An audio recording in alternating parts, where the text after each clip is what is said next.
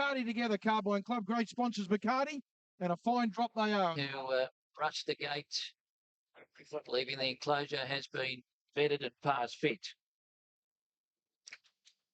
Now, coming up is Fortune 500. It's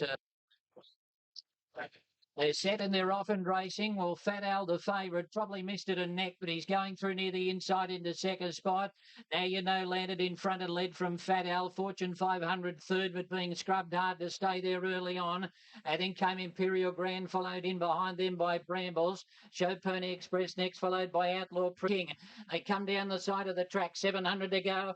Now you know, in front, Fat Al starting to edge up closer and is only about a long neck to a half a length away. Then on the outside, Imperial Grand from Fortune 500 Brambles. And then showed Pony Express. Galar was next. And then back along the inside is Outlaw Prince from Devonshire Duke. And Danzig King last. Into the straight, the leader, Now You Know. Fat Al's in second spot going after it, and they're clear from Brambles and Galar's coming down the middle of the track. Fat Al, the favourite, moved up to take the lead from Now You Know. Brambles and Galar are steadily making ground, but Fat Al broke away with 100 to run. It's clear from Now You Know and Galar, and Fat Al's going to be too good. Comes down to win it. Fat Al from Now You Know. Galar got third. Brambles next from Fortune 500 and Danzig King. Express. Well, some pretty happy owners next to us. 34.71, the final 600 metres. There are the English interims on your screen, 220. He won the horse or a spring horse or what he is, but there's something about him. He's a typical Gay Waters house, bone and muscle, up on the speed, just keeps running. He's as tough as they come. Like him a lot. Now You Know, a bit of desire for my liking. Just on the wrong leg all the way, Brambles, and wanted to do a few little things wrong. I'm sure he's talented, but he's still got to adapt to this way of going, I'd say, but maybe worth another chance. But all honours with the winner. He's a very, very promising horse. Brisbane's certainly the intent. And they are the sponsors of the Adrian Knox Stakes. Richie, I know Roger James was, a lot of people think it's a bit of a weak field. He was hoping it would stay that way because he has his filly that is the favourite here in Full of Spirit by Flying. So just a couple to move up here with Secretly. They're all in and they're away. Drinks all round from the inside was hunted out by Cassidy. Now, the favourite, Full of Spirit, probably missed it about a half a length or so, but will settle back in about fifth or sixth spot on the rail. It's Drinks all round in front of Scram and Tavernell. Full of Spirit with the inside advantage going through to pick up ground. And will settle them all. 600 out, and Cassidy now gunning the leader. Drinks all round, slipped away and led by two. Secret Liaison second, Scram is third, and then Tavernell followed by Full of Spirit. McDonald's pulled it to the outside, but he's still about 5 lengths off the lead, and then Pale and Lightens and Plum at the head of the others. Drinks all round led for home. Secret Liaisons came up on the outside, eyeballed it and almost got level, and now the Kiwi, Full of Spirit, sprints fast down the middle of the track, and Plum is coming with a late run as well. It's Full of Spirit taking over. Plum is chasing it, then Secret Liaisons, but Full of Spirit in front. 75 to go. It's got their measure, and Full of Spirit will go down to win it. Plum will get second, Secret Liaisons third. Then Lightens and Scram, followed by Tavernell. Then Drink. Congratulations, Roger James, Full of Spirit from New Zealand. She is now the winner of the Adrian Knox 261. The number she's beaten officially fourth, a length by head were the margins. There are the English interims for you, 260. Source, and all those extremers there. Still a little doubt about the mile and a half. She might get it because she's got the class, but geez, there's no depth at all behind her. I think they're mad not to give it a throw at the stumps. Let's go to something more interesting. The first J. Smith Stakes, the first of the big group ones. There he is, Rain Affair, just coming down past the area where all the reconstruction is taking place. He does stand out, doesn't he? The skirting by commands. He's won 11 of 13, has a fantastic record here in Sydney for Joe. But he is now a Group 1 winner. He did get that Group 1, of course, last start in the William Reid down in Melbourne. Well, he deserved that, didn't he, Fox Wedge? And I think all the way out to $2.90, the punter said, you know what? I reckon you're a kid and getting it out to a silly price. I dived on. I said, that'll do me. He's now back into $2. Not saying that my wager of 31. Fox Wedge, 2.10 into $2 back to 2.05. Market mover here, Caroline. Considering they... Group 1 race where we saw 12 months ago Black Caviar thrill the crowd here at Randwick and beat Haylist. And fair jump reasonably well on the outside. Neeson came out okay. Fox Wedge was on the scene pretty quickly early on, but Rain Affair now picks up ground very quickly to go to the lead. Led from Fox Wedge, Halliwell Bell, the filly over on the inside. And then Verena Miss Neeson, after jumping well, gets back. And last of all is Master Design, running to the 800, and the speedy Rain Affair raced away. Led by 2 on Fox Wedges, out facing the breeze. Second, Halliwell Bill tucked away third on the rail. Then Neeson and Verena Miss, who's in between horses at the moment. She just seemed to get on heels at that point, lost a little bit of ground. And Master Design whips up on the outside of it. As they approach the home turn, Rain Affair led for home by a length and a half. Fox Wedge and Neeson do the chasing with Hallie Bell well on the rail. And then Master Design pulled to the outside, and Verena misses last. Up the rise, he nurses Rain Affair. Fox Wedge now called on by Nash, still a length and a half away. Neeson sticking to his guns on the outside. Halliwell Bell's trying to push off the fence. It's Rain Affair in front. Halliwell Bell comes off the rail. Master Design coming with a late run. Rain Affair's digging in. He finds plenty. Master Design lunged on the outside. It's very close. Master Design put a big lunge in right on the post, and it's between he and Rain Affair and Halliwell Bell. And then came Neeson and Verena Miss, and Fox Wedge dropped out of it and finished at the tail of the field. Oh, we'll wait on that photo, but it may well be Master of Design just getting here as they get to the line. This is Master of Design in the blue, white and black colours on the outside. And Richie looks as if he may well have got there. Very fantastic result for all concerned here, David. Yeah, no, we've been trying to win this Group 1 with him, and, he's so well bred, Bruce. And he knocked off the big guns today, which is good. Breeding merit with her run, but Master Design, he looked terrific in the mounting yard, and he's a great sort. So he did look like a Group 1 winner. Now he's got it. But, it's Story of the Master of Design story. We'll touch on it. Once for David Payne. 2 in Australia, 98 in South Africa, his native place. But sweeps late, and C. Williams, a stellar year, or calendar year, or stellar season continues. You got it right, just right. Well, that's what you're doing, Mark, isn't it? Brilliant. Yeah, well, there was a funny run race at Rosehill the other day where they all sort of stayed in their one spot, but he got more speed yesterday. He's been a hard horse to follow, though. He runs a good race, then he runs a bad race. The horse has got a lot of problems. Expensive yearling, and then was resold for a lot less, but David's been patching him up, and he's got the result here, and he's off to stud shortly. Yeah, well, he's worth a bit of money. Take nothing away from the winner. It was a great effort. I got no doubt the stumble at the start cost Rain Affair the race. Yeah. He went down on his nose, and it just made him work that extra 100 metres than what he would have had to if he didn't go down on his nose. Halliwell Bell was outstanding. Even thought Verena Miss's run was very good. Good. Yep. Neeson was honest. Foxwedge got over $2 million for him as a yearling, but he was then passed off for $150,000 to his new connections, and it's proven a bargain investment. Yeah, it's probably worth 4 or 5 million now as a stallion. Even though he's a 6-year-old, he's worth plenty of dollars. He's out of that Typhoon Tracy family. David Payne, well done. 100 Group 1 wins that was. That was his 100th. That's amazing. He's a fantastic trainer to get this horse back up and winning a Group 1.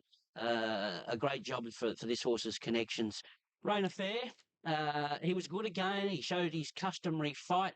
Just still think he had his heart, but softening up by Winter King last time. It's just taken its toll a little bit on him. He's not as lethal as he has been, although he's still very competitive. Like to see him back on a wet track in the All Age. You'd be giving him another chance. Geez, Hugh Bowman was dirty on himself after the race. He reckons he should have bolted in on Verena Miss. You'll see her here back last on the inside. Really wasn't obvious on the side on, but she's got nowhere to go here. Bowman's convinced with the Master Design, Williams riding in dashing form, just shoves him back in there. And to watch from here on in, see if Hugh's right and what he's thinking. So He's tried to come out twice there. He's snooking well and truly. And now he's had to come across the heels. He'll have to come to the outside of Master of Design. The race is all over. Maybe he's got a case. Maybe she should have won. But well, she could have finished off a little better, but there's no doubt she wasn't.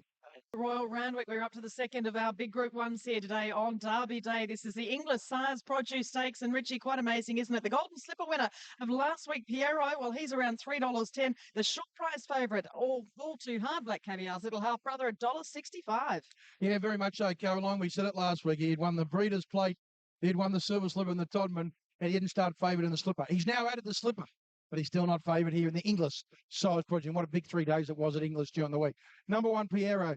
$2.60. Who would have thought this? Out to $3.20, and he's just trickled back in to $3.10.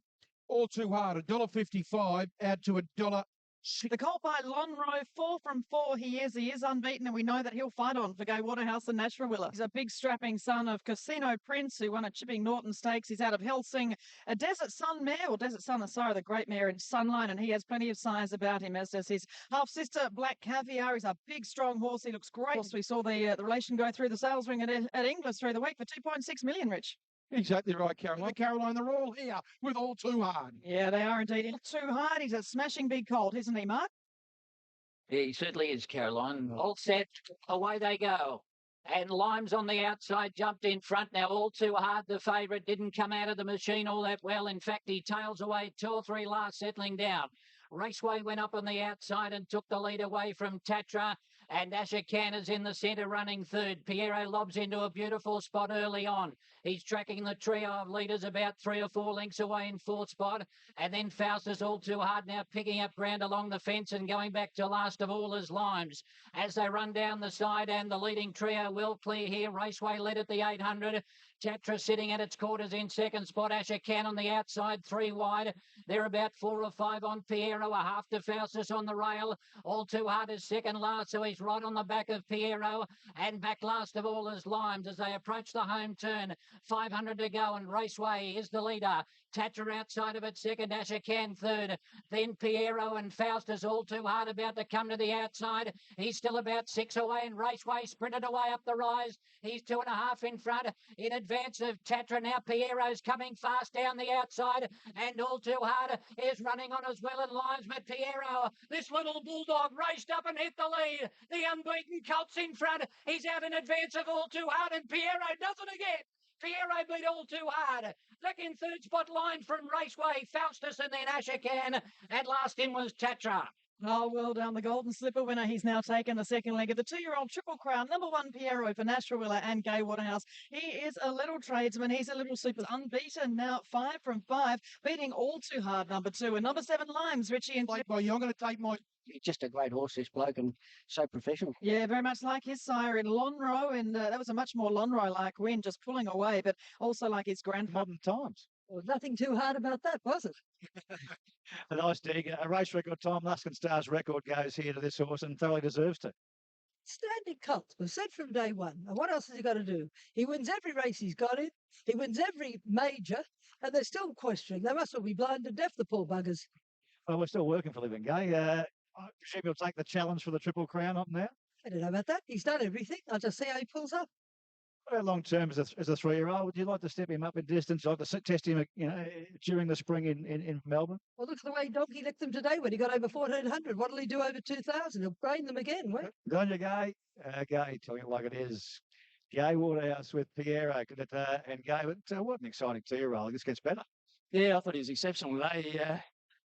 When I sort of got to him, and obviously Raceway was kicking on pretty strongly at the time, I wasn't 100% certain where All Too Hard was, and I didn't really want to worry about him. I just sort of want to concentrate on my bloke, and I just didn't know whether he'd get there and stargaze a bit because he sort of, but it was just amazing. Pressure. I suppose that's it. He's not brilliant, but he's just when you put him under race pressure, that's when he lifts. If he's not brilliant, I don't know what is. He's a bloody serious horse, this bloke. I tell you, he's children running up my spine right, and he's a very good horse. Brilliant, Ash. Line from Race Team. What you see is what you get. Total Star, Lonro with a sire of Piero, 320. Yep, 320. That's the horse that won the Silver Slipper, the top won the Golden Slipper, and couldn't even run favourite against All Too Hard. And it was absolutely brilliant yesterday. Piero, All Too Hard, found it just that. They ran along a bit here. The race record went. Luskin Star's race record went here for Gay's 7th winner of the race and the 14th time the Slipper winner's done it. Mark, totally dominant win. Outstanding. Look, I think we always thought that he'd probably be better at 1,400 metres, but it was just the aura of All Too Hard's excellent win in Melbourne and then the win at Rose Hill. And I suppose we all got a little bit blindsided thinking that All Too Hard might be outstanding and forgot about the horse that had already done it. Yeah, most definitely.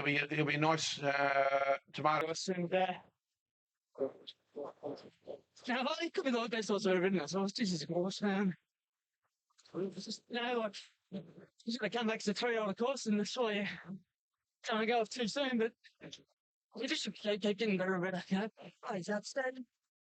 Well, Nasrawilla made a very big call yesterday, suggesting that this could be the best horse he's ever ridden. Piero just keeps delivering the Golden Slipper winning colt yesterday. Dominant again, Richard. Yeah, I think Nash is right. The best 2-year-old Nash has ever ridden, and he did make the qualification. They've got to go on, but he's doing everything right. He's an absolute bulldog. And I thought it was a match race just before the corner. I thought it was going to actually happen. You see here, there's All Too Hard. He's getting onto the back of Piero there, and I thought, okay, he's come to the outside. Now it's on. Here, just on the top of the rise, Nash says, let's go. And watch this. That's where the margin goes from about a length to about 2.5. And All Too Hard just couldn't accelerate with him.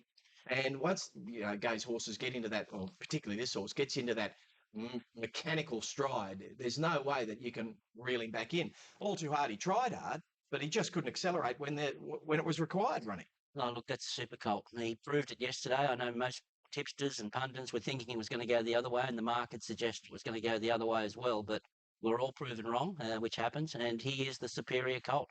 He's a $20 million colt, and he, the world's his oyster. I don't know whether Gay will go on towards the Triple Crown with him. Maybe she will. She's never dodged a fight yet, and if she was going to dodge one, she would have dodged one yesterday. All Too Hard, well, a little disappointing, but look, a little few weeks between runs where the other horse is on a backup, and look, they did break Luskin Star's 35-year-old race record. Wow, that's that hurts when horses are running that sort of time. Love the determination that Pierre. Back here to Royal Randwick, a real buzz here. It's not a Group 1, but the Sapphire Stakes this year. We see the first time the appearance of Atlantic Jewel in Sydney. She was the top filly down there in Melbourne. She's unbeaten 5 from 5. Of course, didn't go around in the Oaks, but she beat Mosheen in the 1,000 guineas before that. And Richie, she $1.35 on course. I just thought I'd break some other news. Caroline's Virgin Rain Affair. They just come for this. 145 into 135. Wow. Midsummer Mitten Trials. Number 2, Atlantic Jewel. Just have a look at this workmanlike filly. She just walked in here. She had her ears pricked as they are now. She looks around. She's very calm and relaxed. First that rock out of a Zabeel mare for Mark Kavanagh, the Coolmore team, and Michael Rod, Laurie Macri in the ownership too. As I said, 5 from 5 she is, and she was dominant over Mosheen in the 1,000 guineas. Got great acceleration. Expect that to be the case today. I would think she would show her normal zip today. She showed us that she hasn't lost a thing. The jump outs have shown you she's still got the spark for she's back in near 100% shape. That's right. Yeah, they have. Are you excited or nervous? I'm pretty excited. Go and get your spot, Cav. Okay, really loaded up here. The Sporting Bet Market Mover. Come with me, he said, Jerry. I think they might come with you here, Jerry. Number 2, Atlantic Jewel. Here's your Sporting Bet Market Mover, 1-800-0072. They're moving up. More Strawberries, the first to move in. Ladies Angel and Born to Rock have come up and taken their spots. All in. They're away. And Ladies Angel began well, so did Phenomenal Lass and Graceful Anna up on the outside. Born to Rock going through to the inside, but Phenomenal Lass will have more speed than the others and take over. And lead from Graceful Anna, Born to Rock and Celts, and then Midsummer Music, followed by More Strawberries on the inside. Atlantic Jewel just past midfield. He's trying to boot up to get in, but he's out 3 wide, followed by Ladies Angel. Rose of Peace and Parables ridden quietly at the tail of the field. Phenomenal Lass led 650 out a length. Graceful Anna a length to Born to Rock. And then came back in behind them. Celts running 4th, followed by Midsummer Music. Atlantic Jewel just starting to stride a little bit closer on the outside. 3 wide, More Strawberries the rail. And then Ladies Angel, followed by Parables, Rose of Peace last. Into the straight, Phenomenal Lass led from Graceful Anna, and then Celts on the outside from Born to Rock. Atlantic Jewel cruising up in the centre of the track. Here she comes with a run now. Rod starts to let her down, and she raced up and took the lead and raced away from Celts, Midsummer Music, and then Parables. But here she comes, Atlantic Jewel, one of the best in the country, and she's come back from injury and absolutely bolted in. Beat to Midsummer Music, Ladies Angel, and then Parables, followed by Celts. Rose of Peace, and then further back, More Strawberries, Graceful Anna, Phenomenal Lass, and last in Born to Rock. Oh, she's the jewel in the Coolmore crown, isn't she? Atlantic Jewel by their sire, Fastnet Rock. She was dominant. Michael Rod, you could see his elbows hadn't moved as they came around the turn. He's just clicked her up a little slap down there at the shoulder with the whip there, and this filly has done the rest. She has returned bigger and better than ever. Yeah. Well, it's a relief. But you knew she'd do that, didn't you? Well, I questioned myself a couple of times, but I thought she would, yeah. I don't think you've ever been as close to a horse as this one. She's something that's special to you in more ways than just her ability. Yeah, well, she's just a special horse. You keep saying that she does things that you've never seen any other horse do. She makes me speechless. Well, look at her today. I mean, that was just remarkable what she did there. I mean, she sat 4 deep and Michael was just arrogant and she just strode away. It's fabulous. Must have been so deflated at the end of last year to have to pull the pin and think, oh no, this could be it. Racehorse trainers, have to pull the pin or whatever. But at the end of the day, she'd give us a pretty good ride going into it. And we knew that if we looked after her and we could get her back to this, well, we'd be happy. So there wasn't much to play. The plan was to give her one more and then just give her a nice little short rest. And then she'll head back and head towards the spring. And that'll be a Cox plate, wouldn't it? Well, yeah, look, I mean, nothing's out of the question the way she's going right now. Sure, you could say you could run her in anything and she'd be competitive. That she sat wide all the way too, and for a younger mare, 3-year-old against these older mares, to treat them with such contempt is just unbelievable. And just run away, as you said, without right. And other than that, he never moved on it. She just did it all herself, and all he had to do was sit there and just let her do her own thing. Look at this, that's unbelievable. Just come up the rise here under such a hold, and for a jockey not to have to, he's given her a slap there, but really he sets up again once he got her own for about 100 metres, and then he just let her amble. And look, she's just really special filly. This I can't reiterate enough how good she looks. Wasn't it? Quite exciting, isn't it? You don't see horses do that. Extraordinary. She can do it instantly. And great horse, but Cav's done a wonderful job with her, and he's just been really patient. She was, their injury mightn't have been career-threatening by any call, but he really brought her along and just cuddled her and just waited for today. We know that, the spring carnival is obviously where her main goal is, but we just want to get her back here and educate her a bit and get her to go through her gears. And that's what she did today, The race conditions? Yeah, it was a big relief when she crossed the line. I'd say no more so than for Mark Kavanagh and his family, but they all did a wonderful job, and we were delighted to get her back. That's when you have a filly this good, there's always a worry, but. Can I just ask, was there any regret not running in the Cox Plate and going to the Wakeful in the spring? I think hindsight is really a great thing. But listen, I think that Mark has chosen her path right. She's at the moment she's undefeated, and it's very exciting. And I think that there's no point in looking at the past. I think what we've done so far has been terrific. And I think that going forward. Atlantic Jewel cruising up in the centre of the track. Here she comes with a run now. Rod starts to let her down, and she raced up and took the lead and raced away from Kilt's Midsummer Music and then Parables. But here she comes, Atlantic Jewel, one of the best in the country, and she's come back from injury and absolutely bolted in. Beat Midsummer Music, Ladies Angel, and then It's 6 out of 6. Don't say she beat nothing. Midsummer Music runs second. Had run third to Black Caviar, third to Seapoy, second to Pinka Pinka. Wouldn't know what you ran. We'll show you some sectional time shortly comparing Atlantic Jewel there to. To compare it to Black Caviar, people were talking about it yesterday. It gets you very excited, but it's the first time that I've seen a filly cross the line and left the whole team speechless. I mean, that was just she really is just something special, and he watched the race. Now, these are from daily sectionals. Now, the official sectional times that the race clubs put out are wrong. And it's been going on for too long. In fact, 6 of the sectional times in this race didn't work. And something needs to be addressed about these. This is from Vince Arcadi. You can get these.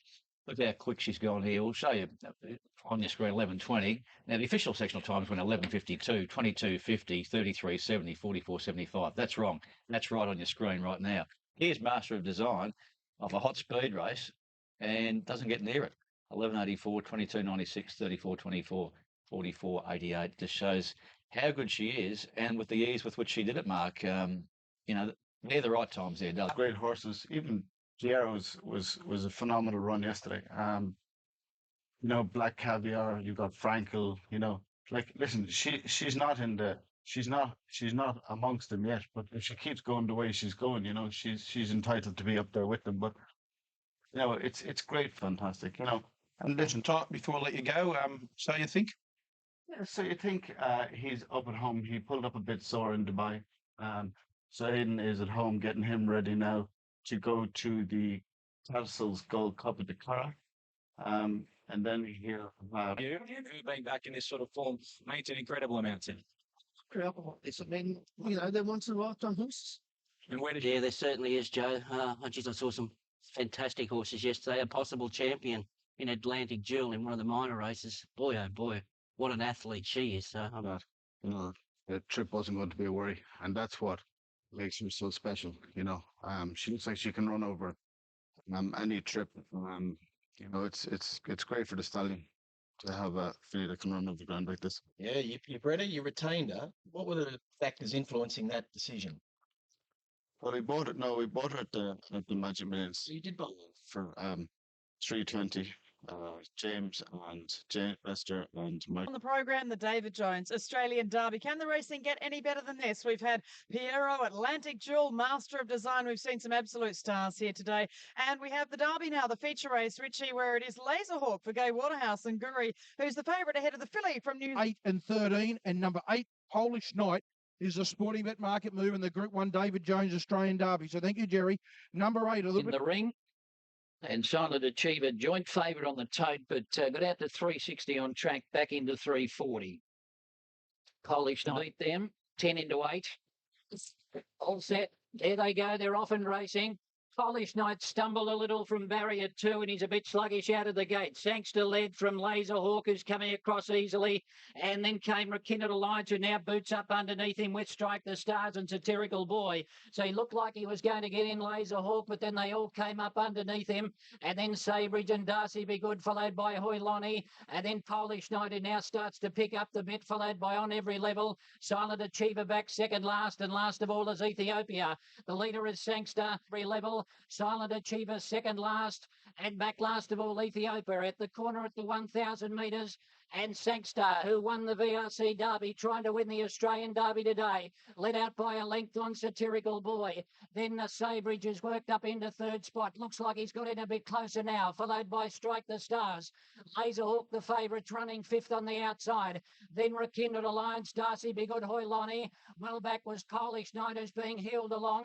Ethiopia next from On Every Level. And Silent Achiever is still back last. The Kiwis 10 or 12 off the lead. She's railing up to try and pick up ground. Sangster leads them up as they head for home in the Australian Derby. A length and a half on Satirical Boy. Strike the Stars gets off the fence. And then in behind them next we've got Laserhawk, who looks to be labouring a little. He's trying to pick up the bit now. It's Sangster in front from Satirical Boy. Now Laserhawk getting his mind on the job. Strike the Stars coming through in the centre. Ethiopia's right down the outside. Polish Knight got the inside run. Polish Knight took the lead. Ethiopia's challenging out wide. Polish Knight and Ethiopia, they go to the line. Ethiopia won the Derby. Ethiopia beat Polish Knight and Laserhawk.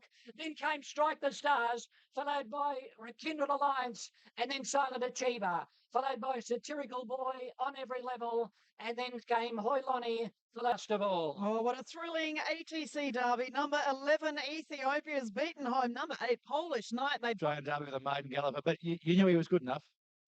Yeah, for sure. I love training these staying horses, and this is one of the races you really want to win. How long ago did you set your sights on this, Pat? Well, a lot of the planning goes to Trevor Delroy, who owns the horse. He's inclined to hold him back, and I support that strategy. It's one that suits me down to the ground, and we've been thinking about this for a fair while. And he's been a great supporter of yours. Of course, you're great Second, of course, by Helena's VRC Derby winner out of a Spectrum mare, as you heard Pat saying. There's Zabeel in there too, and I think great to see this gelding winning. We know there's often not a lot of XP. The first maiden galloper since Silver Sharp to win the ATC Australian Derby. It would have been AJC back then, wasn't it? Ethiopia by Helena Silverton. Remarkable story this sire is, and Pat Carey seems to be the conduit between good horses and Helena's. Of course, a good horse himself, the Bellesprit Choisir. He got 16 mares last year. Only 16, would you believe, Helena's. He missed out with one in foal. Guess who won it? Pat. That's it, one mare doing it.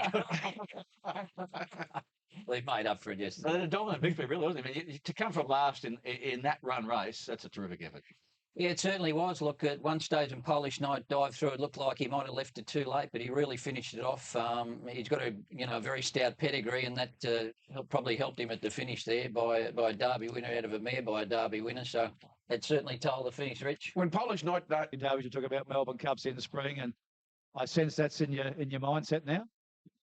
Oh, look, I mean, hopefully you got a career that goes beyond the spring and into the future, and that's paramount to us. The spring's very tough on 4-year-olds. We see an attrition rate every year of 4-year-olds. we don't care how long we got to wait, as long as we're happy and the horse is right in the meantime.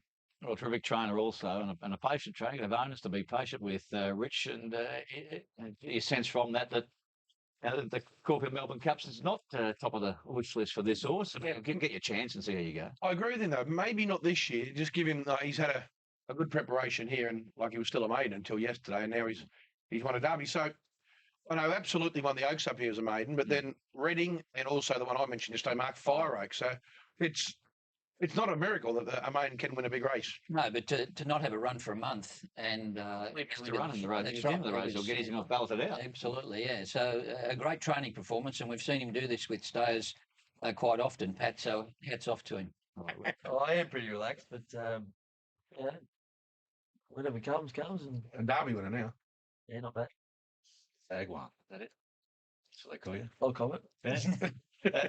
You said yesterday. It just all depended on the speed and how the race panned out, and we probably didn't pan it 100% the way we wanted to, but it was just too good. Was this bigger track as opposed to Moonee Valley suit him a bit better? Oh yeah, 100%. He's such a big striding horse. You get him out on this big track, 100 times better. Start Ethiopia, a West Australian bred son of Helenas, taking yesterday's Group 1 Australian Derby. It was no fluke. He put the writing on the wall with a very good performance last start in the Alistair Clark Stakes. Going to chat, first race ever was 1,700 metres. So from the start, you knew he was a dead set stayer in the making. Oh yeah, that's right. I mean, he didn't have the early speed to identify himself in short trials, so we didn't groundwork.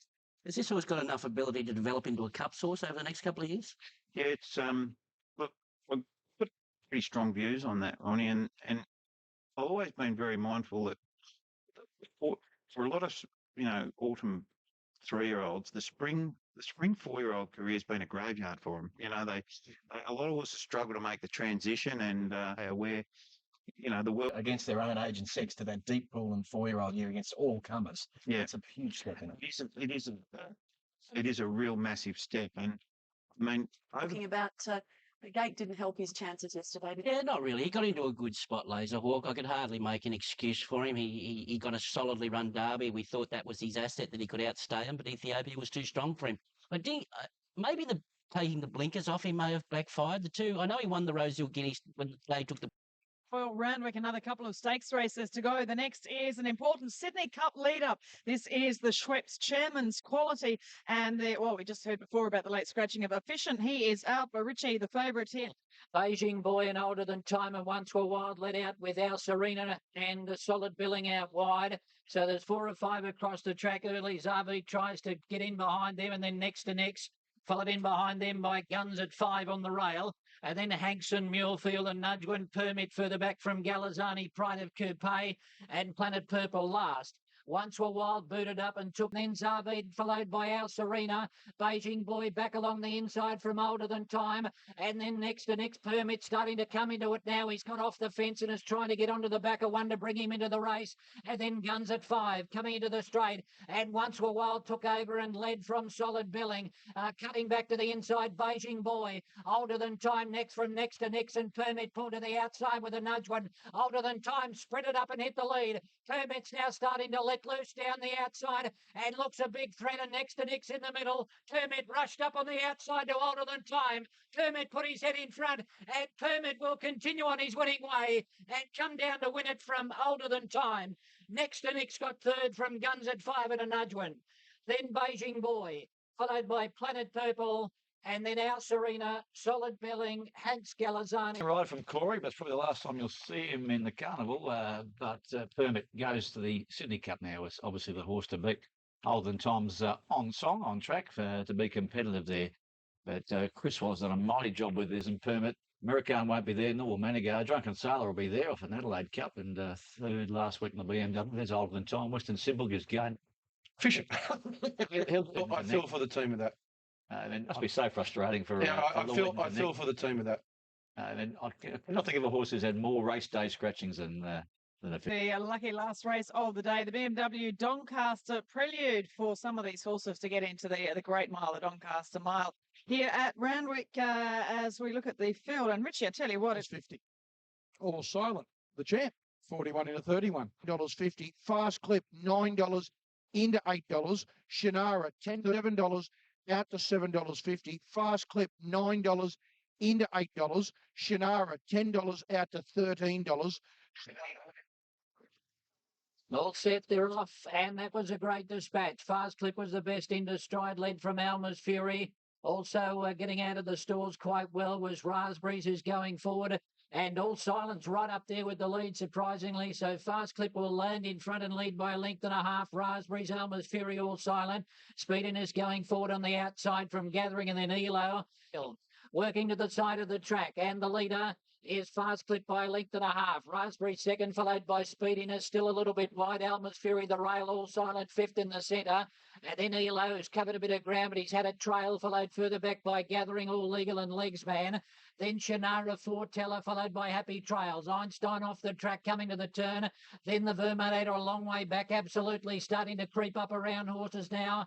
And then further back, Revolt and Lodge the Deeds. Coming for home in the last, and Speediness went up on the outside and challenges Fast Clip for the lead. And they spread away, and they lead from Alma's Fury. Raspberries All Silent. And then Elo is not doing anything, followed by All Legal. It's Fast Clip on the inside and Speediness. They settle down to fight it out. Fast Clip's rider goes for the stick. Speediness wants to hang in a little, and they go down towards the line. It's Fast Clip fighting on the inside. He'll fight back and be too good and beat Speediness. Alma's Fury got third, and then Happy Trails fourth, followed by a wall of horses. Foreteller, Shannara, then Gathering, Raspberries, Legsman, followed by All Legal, and then Elo, Lodge the Deeds, followed by Absolutely Never Came Into It. Then the Verminator, followed by All Silent, further back Revolt, and last in was Einstein. Oh, another good day here for Gay Waterhouse. Top 9, there we go, 10, 12, 14 and 15 are the numbers. Let's see the reverse. It was a good win by Fast Clip, clever ride by Tommy Berry. Speediness probably should have won, but yeah, there's plenty of shoulda couldas in racing, and it didn't happen for Speediness, and poor old Colin Scott yesterday. Full Sydney Carnival, BMW Sydney Carnival. That was Fury, was honest, and Happy Trails was good again, but that is Happy Trails, getting home terrific market. It's a different version of another one, Happy Trails. Yeah, I just think... we saw Graham and Linda Huddy this week blowing up big time of the sales. Yeah, good luck to him. He's got to enjoy life, get that little bit more out of him, but, Fast Clip made his own luck, and that's the difference. Yeah, the race went according to script. There was no pace in it on paper, and this was a total leader domination, 1, 2, 3. Happy Trails was the only horse to make ground from the back, which he can do. He's done that in the past and been black booked. But the horse I like out of that race, he was only second up the top weight, was Foreteller. I think maybe Chris Waller's thinking of Brisbane for him, an 1800 metre race. Ethiopia, and he's just unsaddling the Derby winner. His first win at start number 4, and his prize money prior to today had gone from 53,000 highs and lows of racing. 11, 8 and 2, they were the numbers standing by for the notification of correct weight on the Derby from Randwick. Gold Coast placings as Irwin Stakes is pending here at Morfordville. 320, We're Gonna Rock his favourite. Got out to 330 on track, back into $3. Power Prince. So we're getting set for the Irwin. This is a Group 3 race at Weight for Age. Set to go. He lets them go. And beginning slowly, Valentine Miss Periduki out fast, wants the lead from Conservatorium. Away well along the inside, First Command, and deeper out on the track now was Catapulted, being followed by Streetcar Magic. 3 away came We're Gonna Rock, who's on the inside of Power Princess. A length and a half Glenews, and last is Valentine Miss. Periduki went through the gap and took the lead at the 700 a length Conservatorium. It's on the outside of it is Catapulted, being followed by First Command, Streetcar Magic. Then Power Princess from We're Gonna Rock, giving the leader about 7 lengths. Then Valentine Miss and Glenews. Periduki's run it quickly on the turn. Leads by a length, but getting up on the inside now is Conservatorium as Periduki shifts away from the fence. Then Catapulted, followed by First Command out and running now from Streetcar Magic and Power Princess. It's Conservatorium joined by Catapulted. They've got to Periduki, but here's First Command on the scene, and We're Gonna Rock's getting out now. It's Catapulted in front. From on the outside, First Command. We're Gonna Rock's coming at the pair quickly. We're Gonna Rock leveled up, hit the lead, and We're Gonna Rock's too good for them. 1 by 3/4, First Command, Catapulted third. Streetcar Magic ran fourth.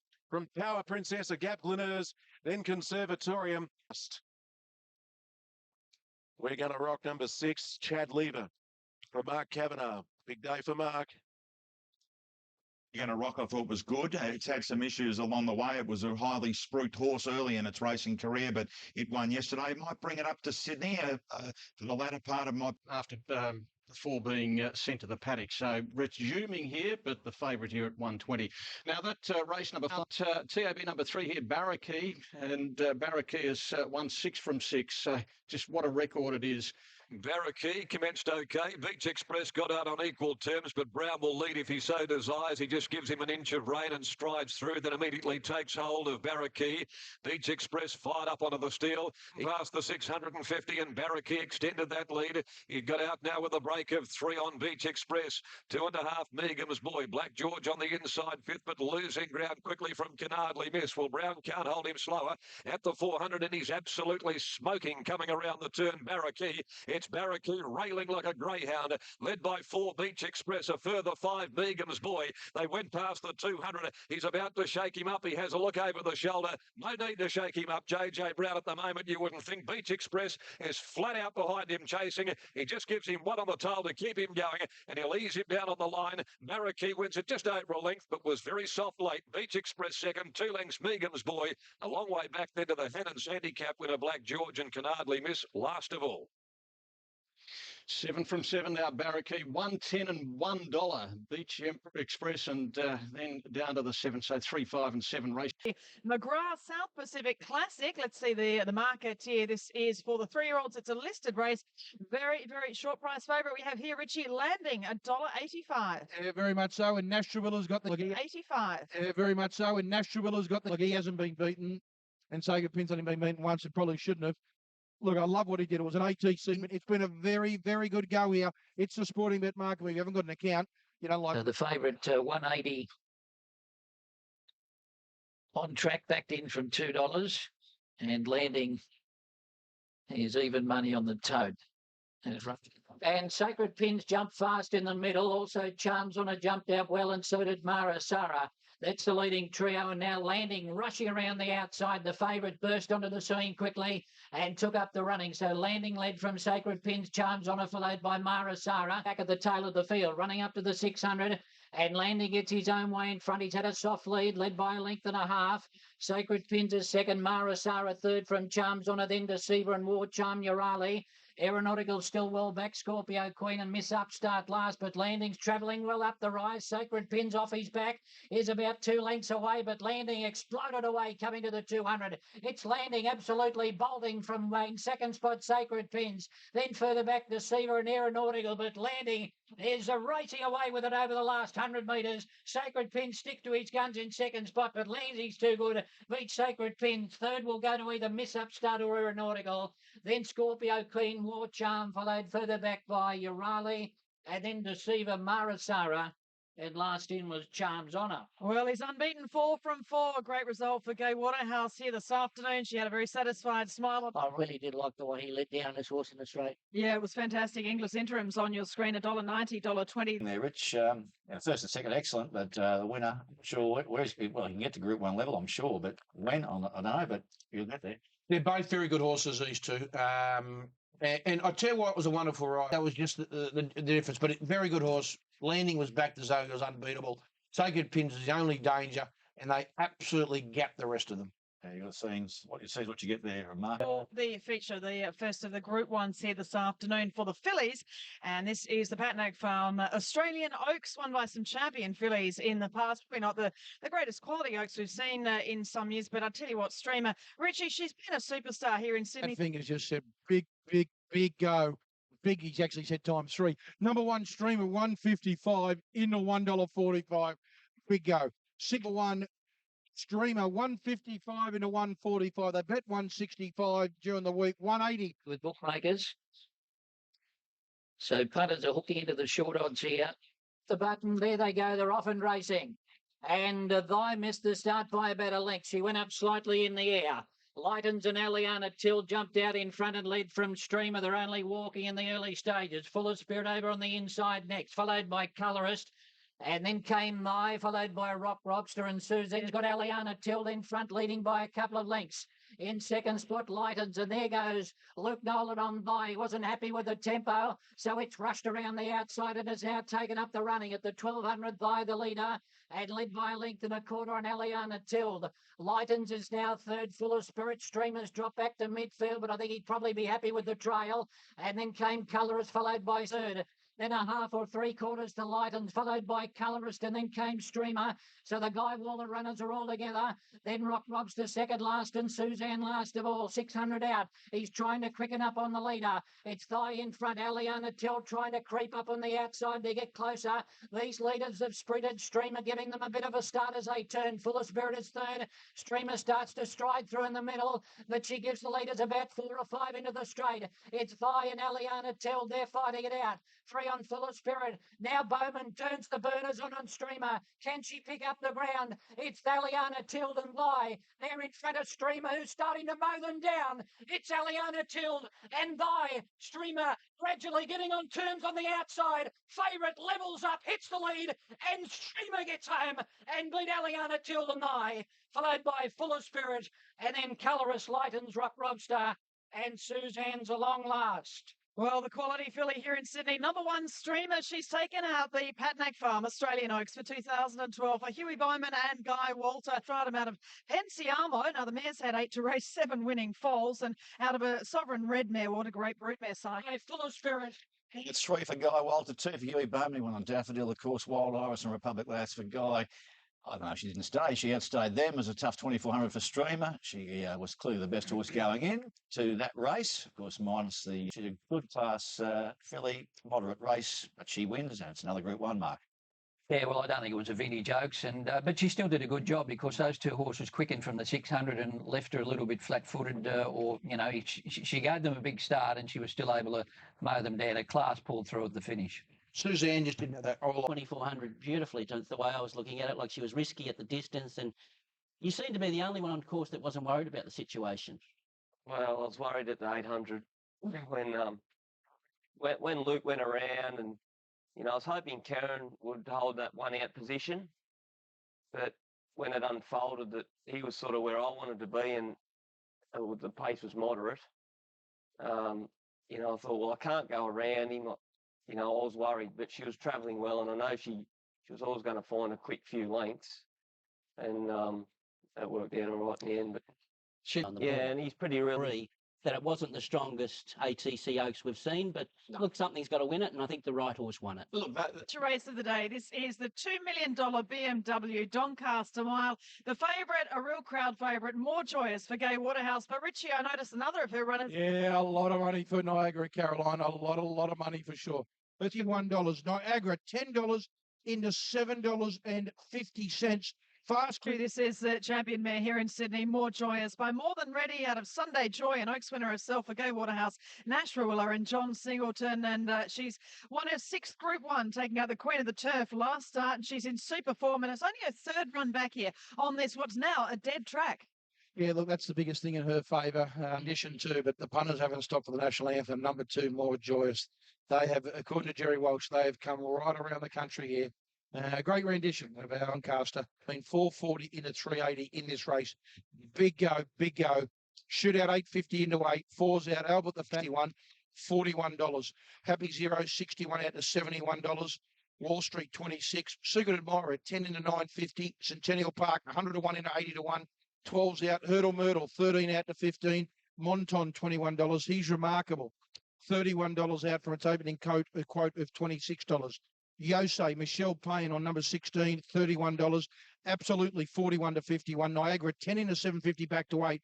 Big go according to the team. Number 2, More Joyous is the big go. 440 to 380 in a race like the Doncaster. It's a big go. This number 2, More Joyous is the. They're set, they're off. He's Remarkable and Sincero both missed it. Best out Niagara and Rangy Rangdu. Fast Clip driving up along the inside to 3rd. More Joyous was away well. She's just on the back of the speed with All Legal, and then Shootout, Centennial Park and Hurdle Myrtle, followed by Albert the Fat, and then came Wall Street, Jose going up near the fence, followed in behind them by Sincero. Then Dan Lee, absolutely a long way back with Monton also in that group as they settle down fully into stride, followed by He's Remarkable, Happy Trail, Secret Admirer back near the tail, and Happy Zero last of all around the first bend. And the leader Niagara, Rangi Rangdu came across to settle down second, Fast Clip third, More Joyous fourth. A half away on the inside, All Legal, and then Hurdle Myrtle, Shootouts in between horses, followed by Centennial Park, and then Wall Street, Albert the Fat, Jose going up on the rail, followed by Sincero, absolutely, and then Dan Lee, He's Remarkable, Monton, Secret Admirer, spots him a big start. She's third last, Happy Trails, and Happy Zero are together at the rear. As they approach the home turn, Rangi Rangdu went up to Eyeball Niagara. They're in front of Fast Clip, about to come to the outside. Then All Legal, More Joyous is tracking the leaders. Nash Peels are into the clear. Yosi went right along the fence, pinched the lead, and it's Jose taking over along the inside. Fast Clip and More Joyous and Rangi Rangdu, All Legal, and then came Shootout, but More Joyous sprinted up in the middle. She grabbed Fast Clip and Jose. Shootout's running on. It's More Joyous in the middle of the track. She's in front in this mighty mare. More Joyous goes on to win it from Shootout. Jose's in a photo for third with Happy Trails and Sincero. Then in behind them, Fast Clip, followed by Absolutely, and then Secret Admirer. Then Albert the Fat, followed further back by Rangi Rangdu, Monton, Centennial Park. Then He's Remarkable.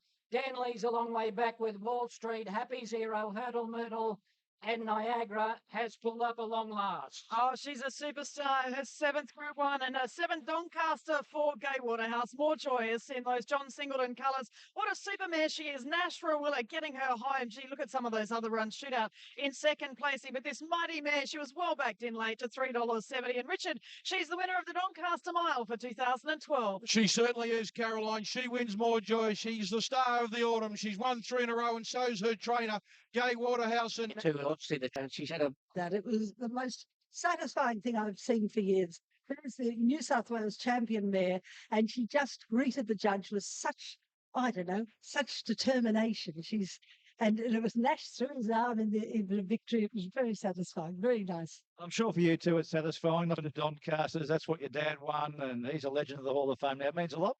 Very much so, very much so. And Dad was a hard actor, as I said to you before, to follow. So it's lovely that we can have one part of the dream come true. It was really exciting. Race that you really made all that much sweeter winning on it. For people like Dave Meyer as well, who've been looking after this mare, looked after her mum, Sunday Joy, and Sunday Joy's half sister, and Tuesday Joy. This is so emotional. And as I said, Gay Waterhouse just looking quite emotional herself. Fantastic.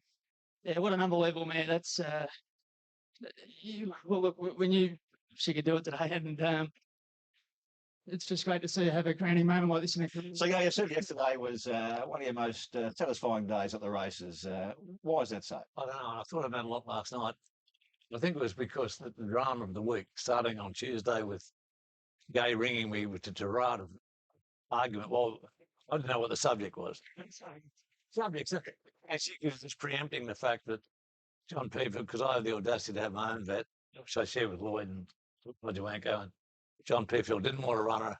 He was a block because he had that foot injury as a 4-year-old Chris. She wasn't supposed to run last spring. And Duncan Grimley, he knows a lot about race programming, and so Gay was preempting it all, and she was into me, and I'm saying subject. Gay can't hear. As you know, I can hardly speak. So every day, I think the drama of whether she would have Elizabeth next week if she wins or runs well. And then in the end, the compromise, it was heavy 9 or 10 we're out. Otherwise, we're in. And right, so she's going to win Elizabeth next week if she wins or runs well. Then she has a Cox Plate preparation. And remember last time in the Cox Plate, we had that mighty plan to get so you think of it and see if he can. Well, if we run. She would have run second in that. I told you the other night when I Joyous and Rangi Rangdu, All Legal, and then came Shootout, but More Joyous sprinted up in the middle. She grabbed Fast Clip and Jose. Shootout's running on. It's More Joyous in the middle of the track. She's in front of this mighty mare. More Joyous goes on to win it from Shootout. Jose's in a photo for third with. Well, 7th Group 1 for More Joyous, the 7th for Gay in the race, same as TJ. 5th Group 1 of the Carnival. They're all stats. And it says it's a great achievement in the Jerry Harvey colours, of course. Singer. Yesterday, probably the best performance. Been an amazing horse. I've never had a horse for a Strawberry Road in my 18 races, let alone 17 races. So if she just doesn't come second, if she's in it, she wins. Now, Singer, you She's a champion mare. She proved that today. You know, she was giving me weight, and my guy's a genuine Group 1 horse in his own right, and had the beautiful run and couldn't beat her. So all credit to her. We could look at the track after the Oaks, and I know Drew Barrier won, and I knew that it's sort of half been hanging off that hard on the inside all day. So I thought when I was going to go look at it, to be mindful that that might be okay to stick hard on the fence all the way around the corner. So I had a look at it, and I thought, yep, there was no worries. Otherwise, you had to be 4 wide. So I thought I'm not going to get there anyway. So I had to take that chance, and I got very excited coming to the rise. I sort of pinched ground around the corner, and I thought I may as well make the most of cutting the corner and take the runs while I could. And I sort of didn't want to go too soon at the same time, but I nursed her up the hill, and she really let down well, and took 2 good ones to get past her. So really thrilled with the run. It was the first time we were given a really good gate, and unfortunately we weren't able to use it. He jumped in the air at the start. By Michelle Payne, got as good as Yosei could have gone yesterday. Shootout went as good as it could. Happy Trials was fantastic. Well, that's Happy Trials. Fourth in the Grand Annual. Well, it's going to warn off in the Grand Annual. 5,500 metres, it'll still be running home. Its run was super. We've seen that a lot of the times. Michelle Payne. Yeah, they certainly were, Joe. What a champion she is. The big major, she was always going to win. It took a while, but she thoroughly deserved that, and she really. Everyone cheered at Randwick yesterday for her. And what about this champion? The drive of it. Is she as good as Strawberry Road? Yeah, because I think the big difference, Strawberry Road, we've travelled the world successfully, Germany, France, England, America. It was an unbelievable adventure. And we were sort of like a football tour without the football. It was a bit of a different era. But when you breed a horse and you've got his full sister at home and his mother and his father, I mean, I've never had a horse that's won this many races, 18 races, 17 group races, and her, it's not like her grand final. Breeding's a long, boring process, and racing's very exciting. And I mean, if as long as she wants to race, she'll race. So Queen Elizabeth next week, then the play. Fantastic. And we did get an invitation this morning. You probably heard, Benson would have heard, to the Queen. Something in spring might occur. And I think, I'd happily put up what the Poms have put up $1 million to get Black Caviar to race Frankel. I'd put up $1 million for Frankel. For him to come here? Yeah. As long as Black Caviar was in it. Okay. And Jill, more joyous. Yeah. That's amazing. Sir Henry Cecil. Then Get you'll him have out here, he can wear stubbies. He's got to wear stubbies and thongs. Yeah. So thongs. What about your jockey? No, so she was just far too good. She was too good. Shootout was on her back, given a beautiful ride by Bowman, and he was travelling, you'd think, better than More Joyce, but she showed that customary acceleration that just blows the field away. Yosei was great. She's run the race of her life. Lovely ride. I thought Happy Trails was unlucky. I honestly do. I know he's a pack chaser, but he had to be dragged back to last. He had no card into the race. He's 15 lengths off him straightening up, and he just finished like a rocket. His was an unbelievable performance. But all honours with the winner. She's a champion, and she got her deserved win. Back to Royal Randwick, one more Group 1, the James Bow Galaxy coming up for the sprinters, and Go Waterhouse Fever has swept across Royal Randwick, as it should, of course, her 7th Doncaster win, with More Joyous taking out her 7th Group 1. Micmac's out to $51. Temple of Boom's 14 out from 12. Thank God you're here. $20 into 19. Bell Sprinter. $5 into 4. Big Go. Title $12. Hot Schnitzel $9. Border Rebel out to $16. News Alert 41. Zaratones 18 out to 21. Winter King 21 to 26. Elite Fours rock solid 10, 11, 10. Satin Shoes 15 out to 17. Ladies Angel $16 into $14. And Nobby Snip 5 into 460. Back to 5. Missed it. They're off. Bell Sprinter missed it. Came out 3 last. Coming out very quickly, Zaratone sped along the fence and went to the lead from News Alert, and then Title running up behind them. Micmac's out wide, followed by Nobby Snip, and back on the fence was Satin Shoes. And then we've got Temple of Boom, followed by Winter King. Bell Sprinter trying to rail up after missing the start from Elite Fours and Border Rebel. Thank God you're here. Hot Schnitzel and Ladies Angel is last. Zaratone took off coming up to the 600. It's about 3 or 4 in front. of News Alert and Title, and then Nobby Snip. Micmac on the outside from Satin Shoes. Temple of Boom's in the middle, followed by Thank God You're Here. Bell Sprinter buried away back on the fence, and then Elite Falls, Winter King, Ladies Angel, Border Rebel, and Hot Schnitzel last. Zaratone the leader as they run to the 250. Title and News Alert, and next Nobby Snip and Temple of Boom is getting a run in the centre and starting to run on strongly as they run to the 200. Temple of Boom moved out after Zaratone. Nobby Snip getting through in the middle, and then came Title on the inside, but it's Temple of Boom. Temple of Boom won it from Nobby Snip, and it's a photo for third, Ladies Angel or Title and Micmac, followed by Thank God You're Here, and then News Alert, Zaratone, Bell Sprinter, followed by Satin Shoes, Elite Falls, Winter King, Border Rebel and Hot Schnitzel at the back of the field. Oh, James McDonald, that man again, he won the first 3 races on the program. He's taken out a Group 1 as well. The Galaxy going the way of Temple of Boom from Queensland. He's a very good rider. His record speaks for it. Temple of Boom. This horse went through the Magic Millions yearling sale session 5 and 6 from the McAlpines. I've been pretty lucky when I've come over. I've always had a good book of rides and always get supported by a very good trainer, so it makes my job easy. You're confident sort of bloke after race 2. I said, you had better days, starts of the days. And he said, I've ridden 6 in New Zealand.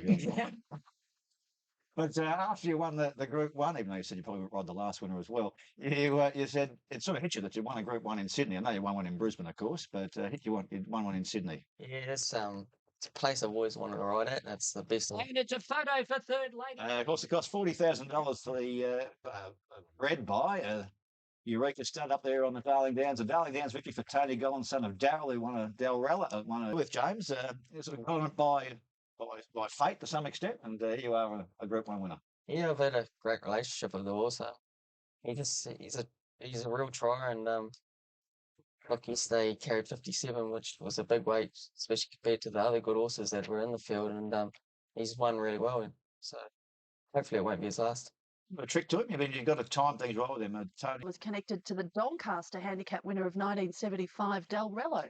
Yeah, he's a great trainer, good trainer in his own right, Tony Gollan. That's his first Group 1 win, but he knows this horse so well. He picked him up again yesterday, a horse that loves the sting out of the ground. He got a plum ride by McDonald and got the job done. He's done a terrific job with this horse, and like I say, a good ride. Nobby Snip, I think coming back in distance went against him because the winner Temple of Boom out-sprinted him here when he got up inside him. Then Nobby Snip, having had the run at 1200, took him a while to rally, and he rallied again strongly late. And I thought his effort was pretty good. He's a real up-and-coming horse. I'm starting to worry about Bell Sprinter, who started favourite in the race. He missed the kick again.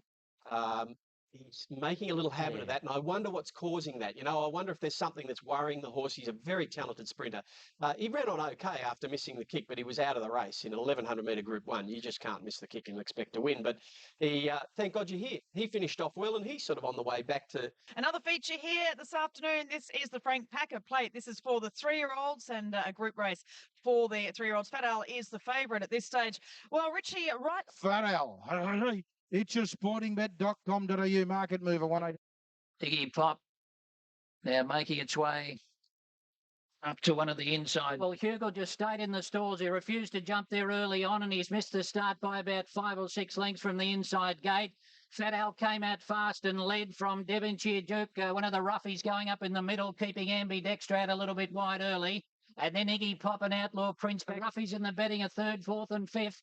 And then Iggy Pop followed by Hugo Jusatonic. Rekindled Alliance starts to make his move. And Isapac is still back last. Running up to the 600 metres. There hasn't been much speed on. Ambidexter going out after Fat Al, who's just got the leaders approach the home turn. Fat Al in front of Ambidexter. Devonshire Duke. Iggy Pop starting to make his move. And then Outlaw Prince followed in behind them next by Rekindled Alliance down the outside. Fat Al being joined by Ambidexter. They spread away, but Fat Al had a kick on the inside. He got a neck in front again from Ambidexter. 3 to Rekindled Alliance. It's Fat Al in front. He's holding Ambidexter at the moment. Fat Al and Ambidexter. Fat Al starts to lengthen. He got away over the concluding stages and wins it by a length on Ambidexter. Rekindled Alliance 3rd, Isapac 4th.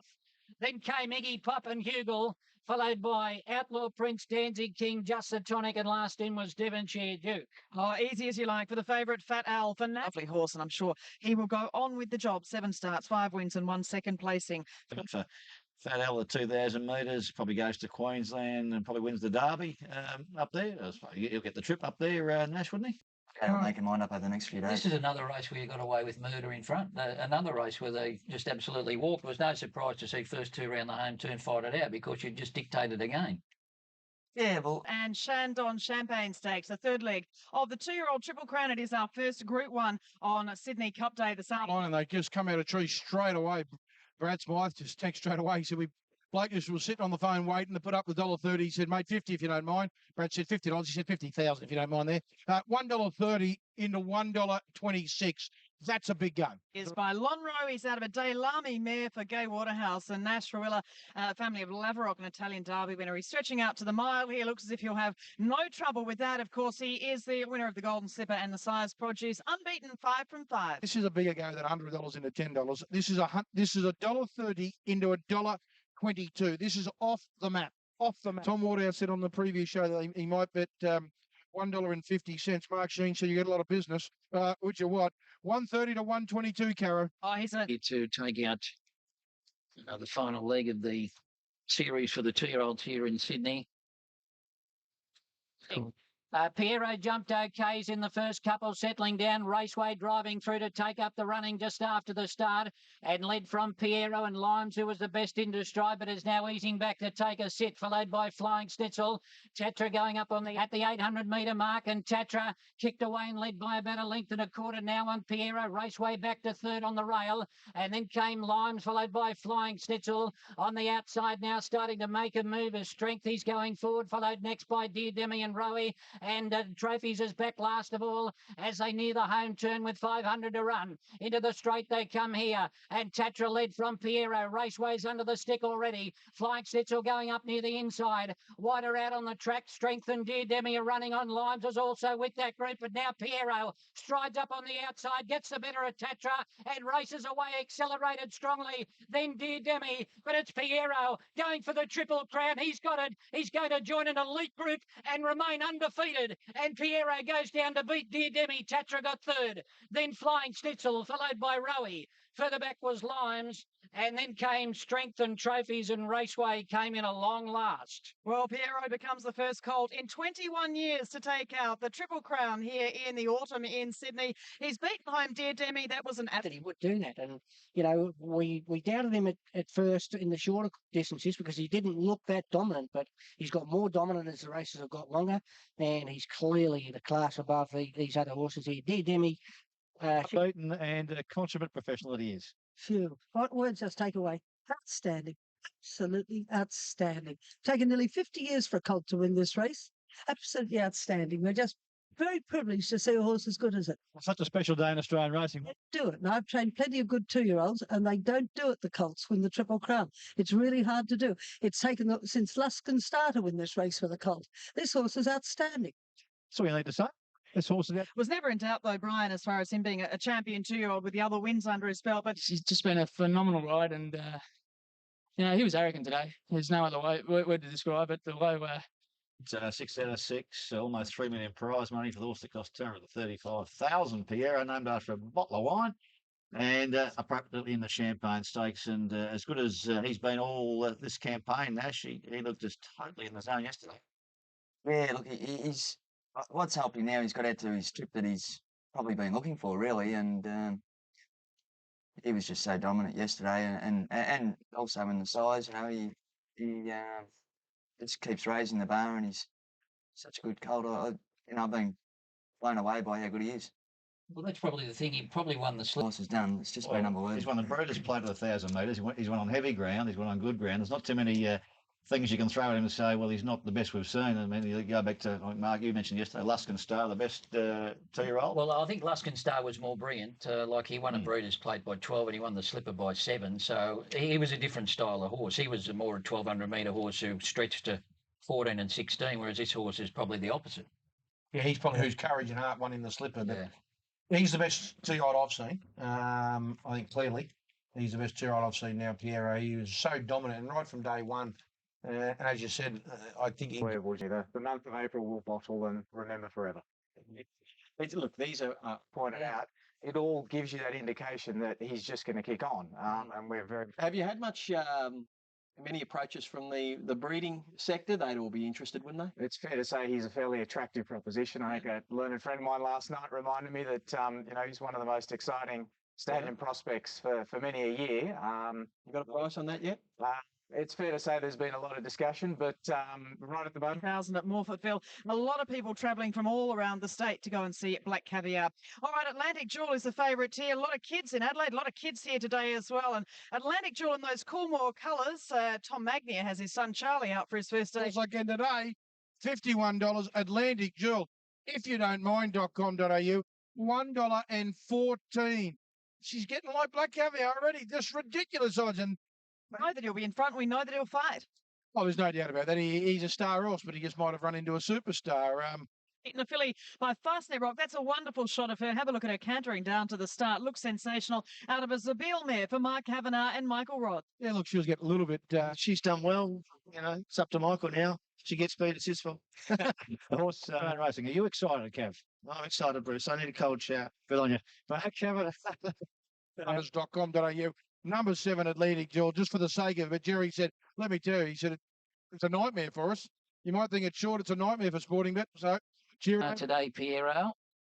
We've got Atlantic Jewel and more joyous smorgasbord of good horses racing here. And Rain Affair and Atlantic Jewel were the best two out. Rain Affair will stride to the front early on from Atlantic Jewel, Happy Zero. And then on the outside, Albert the Fat, of course I can, drifting back, and last of all, Centennial Park. First section looks to be pretty slow. Rain Affair just loping along at the moment in front of Atlantic Jewel. He's come off the fence on it to avoid any sort of a pocket. And Happy Zero went up on the inside into third position, followed about 2 lengths to Albert the Fat. A similar gap to Centennial Park, and back last of all, of course I can. Now Reef lets him run Rain Affair. He strides away and leads by 3.5. Atlantic Jewel does the chasing second. Happy Zero is third. Albert the Fat is fourth. And about 2.5 lengths behind them, of course I can. And Centennial Park last of all. So Rain Affair set up a nice lead coming up towards the home turn. Still about 4 lengths in front of Atlantic Jewel. Rod hasn't asked her to go yet. Followed by Happy Zero, Albert the Fat, of course I can, and Centennial Park. They turn for home, and Rain Affair's got a big break up the rise. 3 or 4 lengths in front of Atlantic Jewel, setting it after it now. Then Happy Zero, Albert the Fat, and of course I can. Rain Affair in front. He's had to go for the whip on Atlantic Jewel. She started to come after Rain Affair, and then came Happy Zero. Atlantic Jewel moving up to Rain Affair. She's got a head in front. She's about a half a length on Rain Affair. Not much in the tank, but she'll get home. Atlantic Jewel beat Rain Affair. Of course I can, and Albert the Fat in a photo for third. And then we've got Happy Zero and last in Centennial Park. Well, Rain Affair made her fight, but she is now 7 from 7. Atlantic Jewel, the filly by Fastnet Rock for Mark Kavanagh, Michael Rod and the Coolmore team. He's chasing and all the hard work. She's only 0.332 outside of the race record set by Paratroopers, and 0.79 out. Improve. I mean, that's pretty tough old fella, that Rain Affair, and he got a cheap sectional along the way, but I don't have to win by much, do they? Well, I get paid. Dagnall didn't win by much, did he? Still, you must admire the way she hit the knuckle down today and show a bit of fortitude. Well, I mean, it's her first test at weight for age, it's first test against the boys, and she's had to work, and she's done it in well. She knows how to win. It's a rebuilding campaign for her, isn't it? After all the injury issues, now she's got the job done for you twice this campaign. You must look forward to the future. Well, I do. Look, I'll certainly be making sure she's okay. Later on today and tomorrow morning, but she'll go to the paddock now and come back and head towards the spring. No, you're excited about the spring. I get excited about this filly, but obviously a Cox Plate beckons in the spring. Is that a target you're keen to pursue? Well, I'm sure that we'll discuss that with the Coolmore clan later tonight, and but we've just got to map out the right campaign for her and put her in the right races. But that's certainly on the agenda. Experience in racing, Melbourne Cup, disappointments. I mean, why is this filly different to anything else you've experienced in racing? Hmm. You could say something about her. No, she's special. That'll do. Go on your cap. She's special. That's Atlantic Jewel. You've got to remember, this is a very, very good horse that she's run down here, and he's had a very cheap first half of the race as well. And he's made a move at a good time and tried to catch him with their pants down at the 800 and did put him under pressure. So it's a good effort for her to run it down. And again, he's a good horse with a year of age on her, and she's just answered all the questions that have been asked of her, and she's just a superstar, I think. Yeah, she is indeed. There's a third dam, a horse called Pass the Peace, who was Cheveley Park Stakes winner at Newmarket, a Group 1 winner. Great result. Well done, Michael. Was it as hard as it looked out there for her? Yeah, look, it wasn't ideal, Bruce. With King Mufasa coming out of the race, it took the donkey out for me that was going to drag me up to Rain Fair, and she began brilliantly. I was able to get her straight away from the fence. I just didn't want to let Rain Fair get too far ahead of me, and I was sort of having a bit each way, having to sort of let her roll up a little bit, but also trying to keep something in reserve. And it was just a massive effort for her to do that, because all her races she's always been back and had something drag her up, and today was a really big test. And what I really liked about it was she got past Rain Fair and she went to lay in a little bit, maybe under a bit of pressure, and had a bit of a look around. I pulled the stick through into the right hand and gave her a couple more hits, and she kept pinging home. So, we know there's something there when we ask her, and like what everyone said through the week, this is her toughest test, and she's come through it. Atlantic Jewel, she's starting to come after Rain Fair, and then came Happy Zero. Atlantic Jewel moving up to Rain Fair. She's got a head in front. She's about a half a length on Rain Fair. Not much in the tank, but she'll get home. Atlantic Jewel beat Rain Fair. Of course I can, and Albert the Fat. Might not look as flash as what you thought it was going to be, but she was brilliant. It was 400 200. She had to run 21.88 to get to Rain Fair, who was brilliantly ridden by Christian Reith, who just turned up the power on Rain Fair, and she was out of her comfort zone, Atlantic Jewel, but she dug and she lifted and she won. I thought she was great. The last 1,000 for her was 57. He jumped as good as he did yesterday 2 weeks ago on the TJ Smith. He would have won that. But look, he was great, and he'll be a worthy Group 1 winner when he wins one. For the filly, Michael Roddick off the fence, terrified he was going to get boxed in behind. Those great pictures there. And she was great. And she did what she had to do, and she did what good, promising 3-year-old. And she was out. She was spent. She's had enough. Will come too quick. This next spell will do her unbelievably good. It was a great effort, and I echo the thoughts about the ride of Christian Reith. He just walked in the first section and then let it rip down. It's amazing, the blokes that I've known Gav for years, and you never see emotion, but it's about these special horses. It does something to them, except for the big unit from up your way in Queensland. But, he spends all the hours with Merv Harvey and the team there at...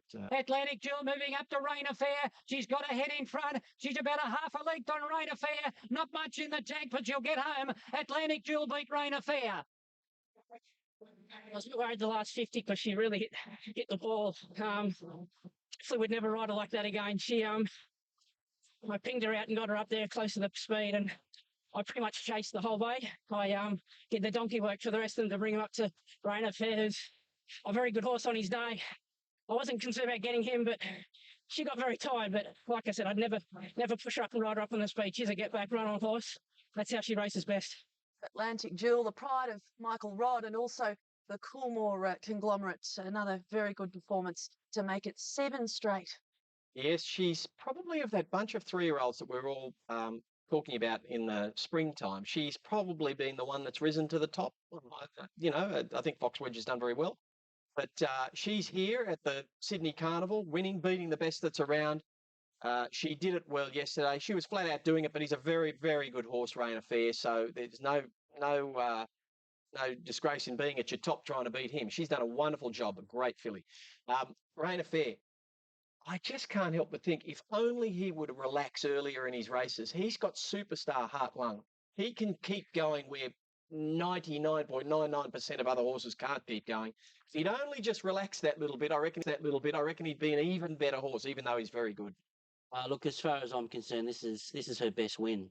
She was ridden a little upside down. She chased a real tough seasoned horse. She'd never been out of fillies and mares class.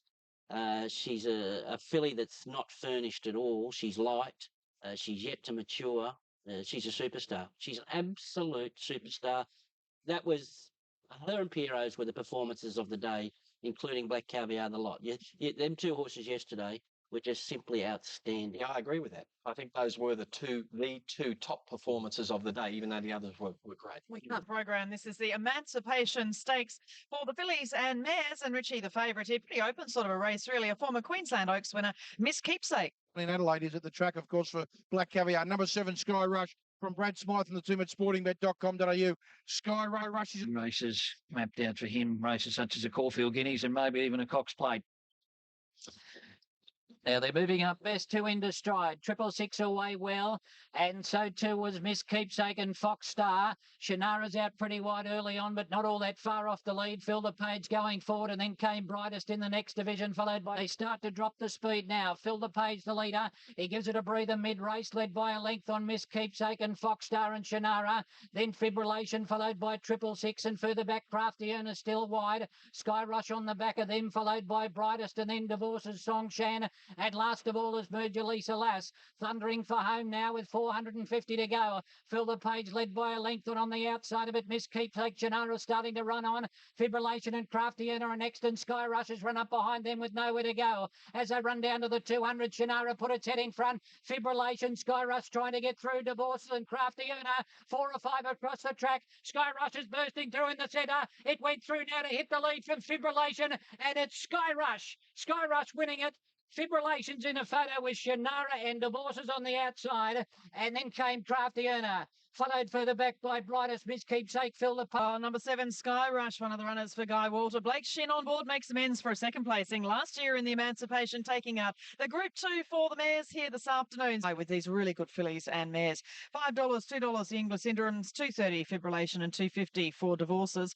A long neck by Royal Randwick, the feature race of the day, the Schweppes Sydney Cup, is only a matter of minutes away, and Richie Niewat is the favourite. Well, Permit had been all the way along, but obviously as of pretty much this morning, Niewat for Team Hawks is the favourite for 10 on the tote. Yeah, he certainly is, Caroline. Good money coming for Drunken Sailor. Let's go right number 2, Drunken Sailor, $7.50 in the 6th, and Brad Smythe. Wider if circumstances permit.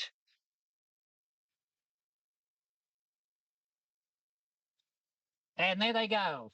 Often racing, and Once Were Wild broke out well. Solid Billing and Permit down to the inside, showing early speed. Hanks and Older Than Time came out of the stalls okay.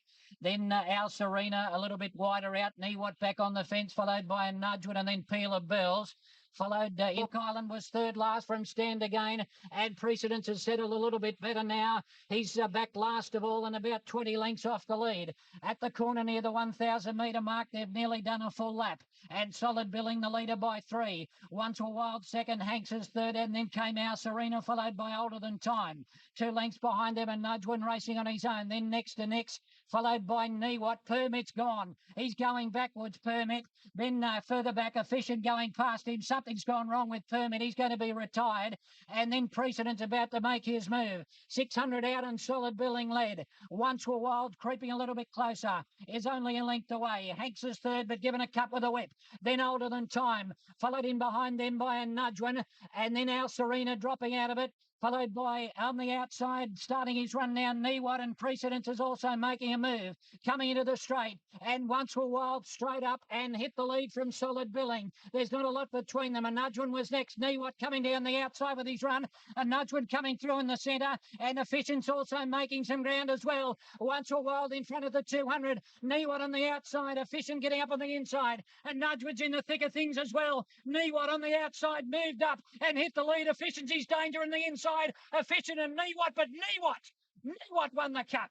Beat Efficient and Once Were Wild.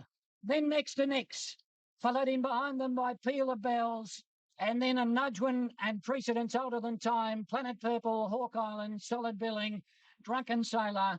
Then Alonga has pulled up. He's still trotting down the straight here, so something went amiss with him. Well, what a super finish. What a thrilling finish to the Schweppes Sydney Cup for 2012. Congratulations. Runner. It was the favourite after running the first Australian horse home in the Melbourne Cup. He won the Lexus. But John Hawkes is the patriarch of 2 young blokes who love training with you, John. Obviously a very satisfying moment for your family. It is, Bruce. You know, he's a horse that's had a lot of injuries, you know, and he was out in the paddock for a long time. And, you know, he's had some really good wins, and he ran particularly well in the Melbourne Cup this year. But you know, there's nothing like winning, and, you know, to be able to win a Sydney Cup again, it's fantastic. When you see it, you've ridden so well this carnival, but it's been a frustrating one. You must be delighted now. Yeah, that's right. Obviously, keep running second all the time, but I was happy to walk away, and so it wasn't my rides that were getting us beat. So, you know, today I took a soft option at the half mile when everything started to fold to come to the outside. Probably could have cut through inside and been there as well, but to the Team Hawks credit, they produced... Niewat won the cup. Beat Efficient and Once in a While. Another Sydney Cup for Johnny Horse with Niwot, named after an Indian chief, and they named the town after the chief, Niwot. It's in what do you call it? Colorado. Him and Efficient, both horses full of merit because they both had to come back from injury adversity. Yeah, they've obviously had their problems in their racing career, but it just goes to show if you do look after these sort of animals, they can come back and fight hard again. So, obviously Niwot, he had a big injury and didn't think he was going to race again, so it was great to get him back on top. He ran terrific in the Melbourne Cup. Yeah, no, I thought Efficient was a great run, but is that his last run? I don't think so. He might sail off. No, well, He's just about to mature. Well, he probably missed that lead-up run, and that might have told at the finish. But great effort from him. Dwayne, something from the Sydney Cup. Sydney Cup. He's one of the great comeback horses. Niwot 3 years ago, he had a broken knee. He was possibly never going to race again. 12 months in the paddock, and he managed to recover. And he took yesterday's Sydney Cup, his biggest race win, the 99th Group 1 win for John Hawkes. We congratulate him. As we do, one of the part owners. Congratulations, Andrew. And you are the epitome of the staying owner. Here's Niwot. He's 7 years old. You bought him as a yearling. You've had to wait this amount of time. You're what Australian racing wants people to do, but you're a rare species. Not many people have that much patience. Well, yeah, you do need patience, and I do love the stayers, and you get a call from Gay Waters. I got the Golden Slipper winner for you. Yeah. Not interested? Not interested. Go away. So, but she has stayers from New Zealand. 2 or 3 of those I bought with her. The Western symbol and under the sun, over that way. You bear the lead staying owner, I think. You've had winners of Caulfield Cup, Melbourne Cup. You've got the staying race in Melbourne named after you, the Andrew Ramsden Stakes, over 3,200 metres. What's left to win? Derby and Victoria. I've had about seconds, thirds, fourths and fifths, about 8 or 10 of them. So that's my remaining challenge. Okay. Let's Niwot goes for a spell and will be obviously targeted towards another Melbourne Cup in the spring. But let's not forget the runner-up here, guys. I know you stir me every opportunity about Lloyd Williams and washing his car and all that, but what an achievement yesterday. We hadn't seen the horse since the Australian Cup, and he gets beaten 0.4 of a length Efficient, and he certainly will race on. Going back to the Melbourne Festival of Racing, he probably was being retired, but now he's going to have another crack at the spring. Andrew, I thought that was one of the highlights of the day. Looking at that horse springing around the yard there, he had a spring in his step and he raced accordingly. And he missed a run. He was gallant in defeat. Did that missing that run in the Chairman's cost him the Sydney Cup? Maybe, maybe not. But he was one of the highlights of the day for me. Seeing that old boy walk around the yard, nice and loose and enjoying his racing. Well, lots of Well, we've seen some great highlights here at Royal Randwick today, but this is a cracking race coming up. The Queen Elizabeth Stakes over 2,000 metres. More Joyous is the favourite, but don't forget Black Caviar will be showing you her race, the Sporting Bet Classic. Look at that crowd there. We will, of course, be showing you that race very shortly. In the meantime, the Queen Elizabeth. Richie, let's see what's happening with the betting. Rightio, let's go right down the board. Joyous, 7 Group 1s fresh from the Doncaster victory. Yeah, and she's improved with each time. She was great in the Doncaster, big weight. She's going to need a gun ride. 2,000's a stretch for her. I think she can get it. She looks well. Menegar, been the big drifter again. Out to $5.50. Jimmy Sheenis, $151. I told you all week. I said I'll bet 5 to 2. Well, it's almost there, More Joyce. It's at $3.40. Secret Admirer, wow, $17 into $13. So I got 5 to move in, with More Joyous, the favourite in the ring at 320. American. They're racing. And Rangy Rang Do and Jimmy Shue broke well. Jimmy Shue went straight to the front and leaped from Rekindled Interest going forward. More Joyous on the outside is also rolling forward. And then Secret Admirer, American going up to be about midfield, followed by Managar. And then Rangy Rang Do drifting back and back last of all, Speediness. So Nash had a look across and he decided he wanted to go to the front. So More Joyous took it up as they run to the back. And led by a length or so, Rekindled Interest on the outside of Jimmy Shue. Then Secret Admirer, Managar, American now in front of 2 runners, and they are Rangy Rang Do.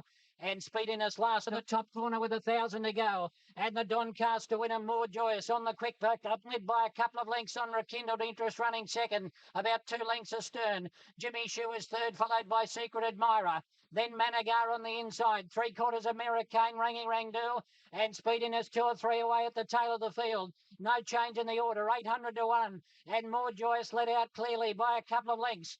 Rekindled Interest is on its hammer in second spot from Jimmy Shoe now. Williams is starting to stoke American up. He's making his move on the outside. Then the Managar getting off the fence, followed by Rangy Rangdoo on the outside. Speediness looking to get up on the fence as they run to the home turn. They're bunched right up, and Secret Admirer in the centre. More Joyous under a hold as they come up the rise. Led from Rekindled Interest, Speediness on the fence, but More Joyous went into another gear. She exploded away from Rekindled Interest. Then Speediness, Managar, Rangy Rangdoo down the outside, but over the last 200 metres, More Joyous is clear. She's in front. Oh, we should never have doubted her. More Joyous is going down to the post to win the Queen Elizabeth in a canter. Managar second, Secret Admirer third. And then we've got Rangy Rangdoo, Rekindled Interest, American, Jimmy Shoe, and Speediness knocked up to finish last. Oh, she's a champion mare. More Joyous, number 7. That's her 8th Group 1, and she has run them ragged. He got to the front there, Nash on her, and the others were just left in her wake. She's beaten home number 2. She's a star. She's Sydney's star, and More Joyous wins the race of the carnival, the Queen Elizabeth. Oh, look, it was the race of the carnival, wasn't it? You can see American. Well, he's dropping. Lure, like she's got 2 majors now, but I tell you what, if you let a horse like that just amble in front like that, you are no hope of beating them.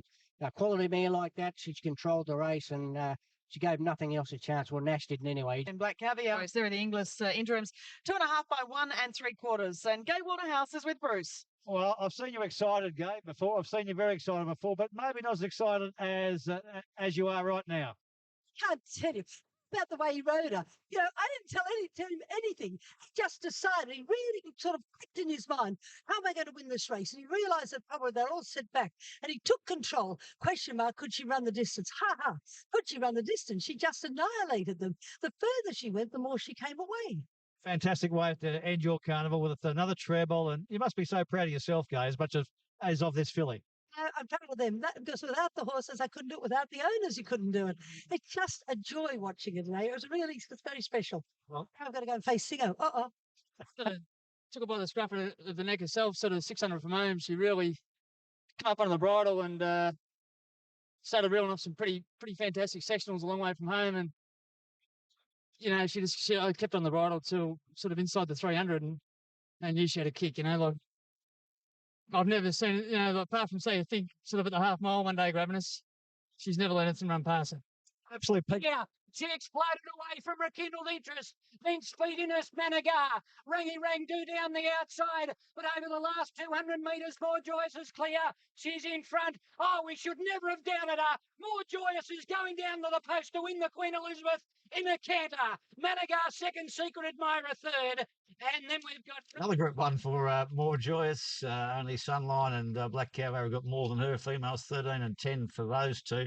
But she's going to keep racing this one. More Joyous. Got away with trickery here, Nash. The first 800, 53.78. I don't know what you did. Well, no one to chase you. 53.78, 800. That's no wonder you run home in 34.55. Could you believe it, Nash, how slow you were going and that you were left alone? Yeah, no, look, I've got to be honest. I was unbelievably surprised. I mean, we've got horses there coming back from the BMW, and I just expected they would be throwing the kitchen sink at their horses early to try and set them alight and make it a staying test. And you know, I sort of jumped out with the plan to be running 5th, and it's just 5th. Well, we're not. There's so much. I hate going to a race with a plan, but I was more than happy yesterday to take a sit and teach her something and down to the Cox Plate. There was so much talk has worked out. You went 7 lengths slower than the first 1200 in the Cox Plate that you ran in. 7 lengths slower. And I went slow in that Cox Plate. I went slow, exactly. I went slow in the Cox Plate when I ran. Just watching you. She's just one of those horses. That's why she's won 19 races. Yeah. You know, look, she just adapts. You know, that's what good horses do. Wet, slow, fast tempo, slow tempo. She adapts, and that's what makes her so good. 5 or 6 months out, think of this as a race with 4 and More Joyous 3 each, and Later Hawk with the Rosehill and the Group 2s, 5 of them, More Joyous, Niagara Piero. Won the Rosehill Gardens. That's it, the Rosehill. Yep, got beaten yesterday, but what a cover. Isn't that amazing? Stunning No record. other trainer's trained 7 winners. She's trained 7 Group 1. It's, is she amazing? Joyce has been compared to the great mare Sunline, and yesterday's performance was why. And all the way when she wasn't to be doubted at the trip, some did. The first mare to win the Doncaster Queen Elizabeth double. Oh, look, she's a champion, man, and she just destroyed one of the hottest fields assembled in a weight for age 2,000 metre race at Randwick for as long as I can remember. Look at her here, just that's her trademark, the sprint that puts them away. Whether we can safely say that she runs 2,000 now, I'm not so sure. This was hardly a contest. Just looking at daily sectionals this morning, Vince Accardi's website, he's got it running 7 lengths slower than the Cox Plate she contested at the in the spring or when she was beaten. So there's still a little question mark whether she runs it right out, but how can you deny her on that? She's just got the speed to put herself into position, and when she puts them away full stop. Unbelievable. There's no doubt about her quality. There's no doubt about her class. There's no doubt that Gay has worked out brilliant tactics for a lot of her horses here. I mean, when you run a Group 1 2,000 metre race and around, well, I think they ran 2:05.3. Now, you'd expect a Group 1 2,000 metre race on a decent track to be run closer to 2 minutes than that. It's not all about time, though. I understand. I understand. It's about the opposition, and you've got to have that tactical speed in weight for age racing. You should know that. Of course you do, right? But I can't understand the tactics from the riders, knowing that in a sprint home, they were no chance of ever beating her. Someone's got to put some pressure they're in a on. squeeze box because no one wants to put it on because they're setting it up. They're chopping her up for something on their back. Some of these European horses are used to racing a lot. Managar had the wrong barrier to do it. He had barrier 2, and he just needs time, and he got put into a pocket. So that was the end of him. Americane tried, but he's not fast enough. Well, no, I don't disagree that he wasn't fast enough. I think gave him a shove, and he wasn't fast enough. He was going for it, and I think Craig lost his bottle. I think he just thought, no, I'm not going to do this. He just changed his mind. Now, jockeys do that, and a lot of the times they're right. Sometimes it doesn't work out. But, if you leave a superstar mare like that dawdling along in front and make it a sprint home, she will kill you every time. And whether that happens in a Cox Plate is probably arguable. Yesterday, she was just dominant. There's been a lot of discussion about Green for John Singleton. Managar, Jimmy Chew, as we told you at the start of the show, has been retired. He'll be coming a stallion as a 4-year-old son of Thorn Park. Is the favourite, but don't forget Black Caviar will be showing you her race, the Sporting Bet Classic. Look at that crowd at Morfordville, absolutely chock-a-block to see the great mare go for 20 wins from 20 starts. And a lot of salmon and black, the flags, you can see people dressed in the Black Caviar colours. Look at that crowd, maybe around about 30,000 there. They've come from all around the state to see the great mare in South Australia in Black Caviar. Mighty filly here in Atlantic Jewel, one mighty mare in More Joyce, and now Carolyn, another superstar, the best, the benchmark, Black Caviar. Oh, I can't wait for this. She is 19 from 19, Black Caviar. What a day's racing we have here. She is the mighty mare, and her handler there just behind the gates. He always loads her into the gates. He's got the Black Caviar colours. Peter Moody, we just saw a quick shot there with that little gold coin that he spins between his finger and thumb every time she runs. And look, she's been applauded out onto the track. There it is, yep, between the forefinger. All of the Sporting Bet Classic, the mighty Black Caviar going for 20 from 20. Ready in the Sangster. We could see some world racing history here. We hope so. Lights on. Ready. They're off. And the most anticipated race this century is underway. And Black Caviar is going to lead early from Specific, and Just Sybil is up there from Tabulated. Being followed along the rails by Shekinah. Further back came Lone Rock. Ahead of that runner, Power Princess. Second last is Sistine Angel. All fried up is last. Nolan keen to come off the pace. He allows the other two to go clear. At the 650 metre mark, it's Just Sybil down on the inside, leading from Specific the outside. Black Caviar, she sits 2 lengths away, third from Shekinah. Then came Power Princess from Tabulated, Sistine Angel. Then came Lone Rock from Valentine Miss, and last is All Fried Up. They're on the home turn. The anticipation is starting to build. Black Caviar goes up and hits the lead. On the outside, Power Princess is trying to match her. At the 250, Nolan's got a stranglehold on Black Caviar. She looks at the 30,000 strong crowd and says, geez, I'm good. No, I'm not good. I'm the best you've ever seen in the world. Black Caviar, she's better than a perfect 10. She comes on. She's 20 out of 20. Black Caviar, full lengths. Great go for second. Sistine Angel got it for mine. Photo third between Power Princess and Lone Rock. Too close to call. Then all Fry It Up, followed home by Shekinah.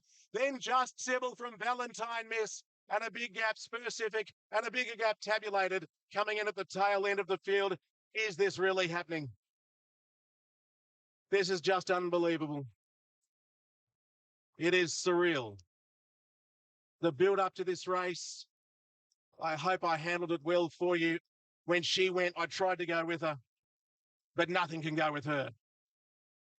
Black Caviar, 20 from 20. We've seen history down there at Morfettville today. A great thrill for the big crowd. And I tell you what, a round of applause here at Randwick as well as she crossed the line. A Black Caviar beating home Sistine Angel comprehensively to register her 20th win from 20 starts, outdoing the mighty. And from 20 starts, outdoing the mighty Zenyatta in Modern Times. And of course, Desert Golden Gloaming outdoing them as far as past history here in Australia. Unbeaten, the mighty mare. There she is. A huge crowd there on hand and really thrilled. We're just blessed with an absolute cream of horses around here at the moment. And, I think in the future we might have another one that's going to emulate what she's doing. Yeah, we've seen some great scenes, Peter Moody. Well done to him. And, we're seeing a great generation of horses at every level, every age, every generation. We've had a few quiet years, you'd have to say, overall, since the Eye 5 years ago. But, well, we are seeing the cream of the crop of racing here in Australia. There are the interim dividends for you, $1.10 and $1. What a day it was in Australian racing yesterday when all the stars were on the show and they all delivered. Black Caviar, 20 out of 20 in Adelaide.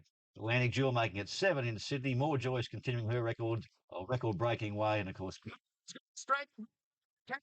She looks at the 30,000 strong crowd and says, geez, I'm good. No, I'm not good. I'm the best you've ever seen in the world. Black Caviar, she's better than a perfect 10. She comes on. She's 20 out of 20. Black Caviar, full lengths. Great go for second. Sistine Angel got it for mine. well, it's all about history and it's all about what she does for the sport. The $1.04 is your maxi div there. $1.10 was the chance price yesterday, doesn't it? It's all about her. Dwayne, you look at her racing from a jockey's perspective. When you're riding against her, or just take us through what it's like in those sort of races. Yeah, I've chased her home a few times, and obviously she has an aura about her, and it's great that we've got a champion in our sport, and it's bringing people back to the races as we've seen yesterday. And Adelaide's fortunate to get something like this. What's your hometown, Adelaide? I mean, you would never. It seemed like hard work. It did look to be hard work in the early part of the straight, and Luca even gave her a tap or two with the whip. So maybe she was a little bit underdone, considering that she's got to go to England as well. So maybe Peter had been a little bit easy on her. What were your impressions watching it, Dwayne? Yeah, I think you've got it right. She's got a big campaign ahead of her. Obviously, I'm sure they wouldn't ahead of her. Obviously, I'm sure they wouldn't have her peaking at that time. And she's gone around like she probably wouldn't a barrier trial. And I think there's plenty of improvement with her. She'll see her on the 12th again, and then obviously won by $4.5. $100 those. But still, they're great scenes, aren't they? Yeah, that's Kids there in the colours and people waving the flags. We've seen it in. Here's some perspective on it. Of course, she went past Desert Gold and Gloaming. Now, you've got to go back. Gloaming was in 1919 to 1921. And You've got to ask Mark about a few. Desert Gold. Mark saw him run. 1915 to 1917. So this has been a 3-year odyssey for Black Caviar up to 20 now. And there's some great names of the turf there. Winning margin average 3.5 lengths. That's about good enough. What was that one in Hungary that won 50? 50. Were they swabbing over there then? I think get fair dinkum. I mean, you got to get 54. You can't put her out. She's won all over the place. Flemington's a favourite track, 7. Moonee Valley 6, Caulfield 4, and then Randwick, Doomben and Morfettville. Consecutive victory. I'm sure you probably could have heard the cheers all the way from Melbourne, running a day in Australian racing where we had so many highlights, a day dominated by the mares. Yeah, it certainly was, Joe. And the final day of the carnival at Royal Randwick. And In a decade dominated by mares.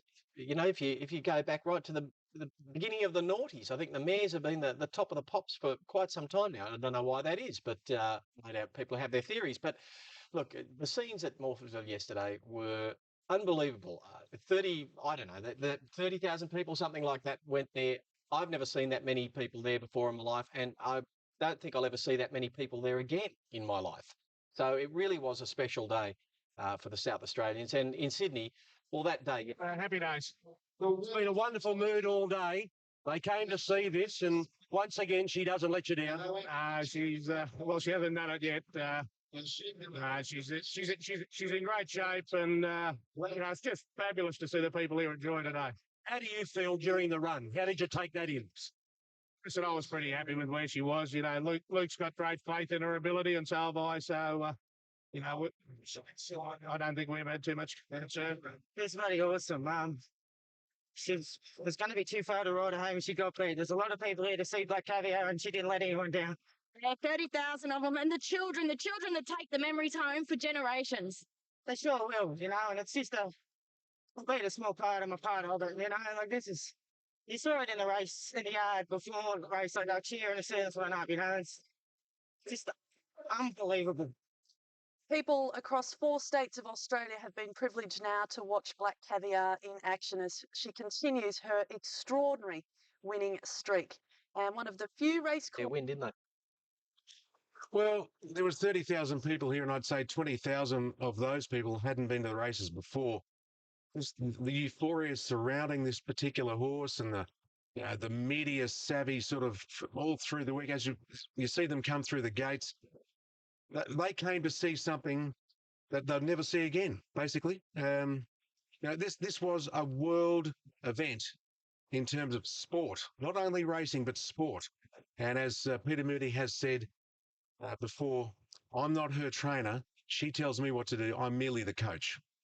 She's got everyone around the world laid. What is the latest as at this morning? I think as it stands right now, she runs in the Goodwood, Joe. But as we've learned in the past with Peter Moody, the Brisbane Winter Carnival last year, he's not afraid of changing his mind. He won't run Black Caviar simply for the sake of it.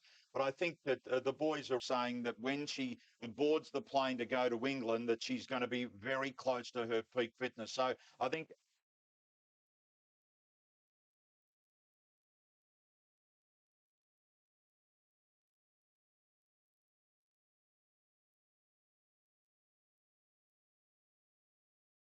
Key, $1.04 on the tote. Racing now. He jumped pretty well from the middle of the field. Zesta got out quickly. Rebel Fury sprung the gates today much better. Blacksmith hopped out running from Kid Schwarzer and then Meagham's Boy and then Cavallo Pazzo as they sort themselves out. It's a compact field as they approach the course proper. And Brown sends Barrackey through on the inside to hold out Blacksmith. In behind them, Kid Schwarzer, third. Zesta pushing up on the inside. He wants to hold that position close behind the heels of Barrackey. Rebel Fury couldn't get across when they come to the 600. He's out there stranded wide from Cavallo Pazzo. And last of all is Meagham's Boy. They're at the top of the home straight now. And Brown nursing Barrackey at the 400. It slipped about 3 in front quickly on Blacksmith and they've gapped Zesta. Followed further back by Cavallo Pazzo. He draws the whip on Barrackey when they come to the 200. He's 4 in front of Blacksmith. Cavallo Pazzo, Kid Schwarzer is really riding him along. And it's the Bulls Bullet in full flight with 100 metres to go. 8 in a line, never in doubt, and Barrackey pushed right out, races away to win by paddles. Barrackey by 5.5, Cavallo Pazzo, Zesta third home from Kid Schwarzer, Meagham's Boy, Blacksmith them Toyota Stakes. Oh, what a feeling. $1.10 and $1. Barrackey.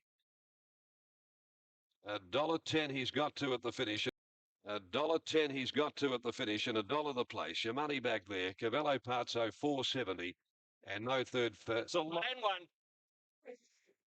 But the feature meeting anywhere in Victoria this week was the jumps mecca of Warrnambool.